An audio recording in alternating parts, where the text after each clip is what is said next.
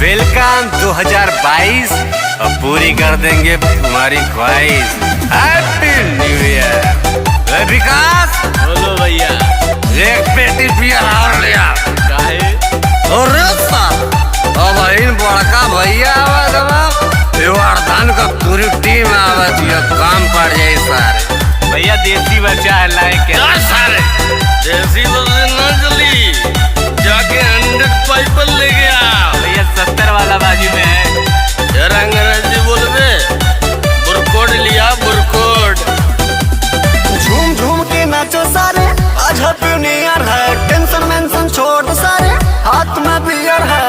चिकन वाली यार है विकसवा। झूम झूम के नाचो सारे, आज हैप्पी न्यू ईयर है। टेंशन मेंशन छोड़ दो सारे, हाथों में बियर है।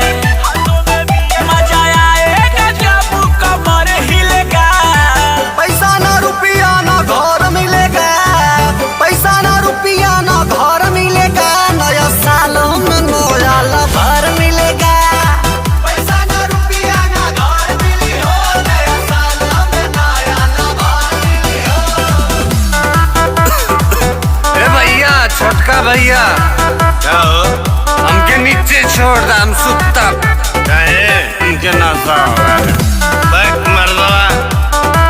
अरे नशा होगा जोरे। अरे 50 वाला विकसवा कहाँ गए? भैया वो तो ड्राइविंग कर रहे हैं ना। के बुलाओ पहले तुरंत। जाने दो भैया, सारा रम खत्म कर देंगे एक ही गड़क में। ओके बड़ा कमर है पगला। कुल छोड़ बंटी बबली लिया। तो क्या तो सारे मार गिरा के सारे बंटी बबली पियते नकिया कटेबेदार है मोर।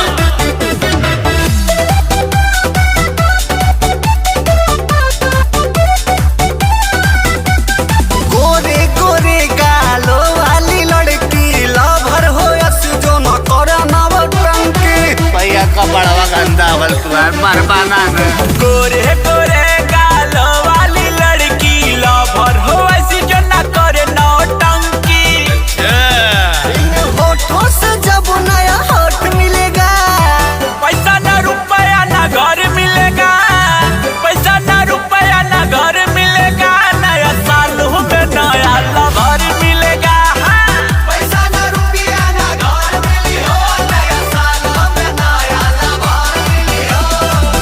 कपड़वा तो गंदा कर देला कोनो बात ना, लेकिन अब इन पिए गया। आई लव यू भैया। Happy new year. Love you two.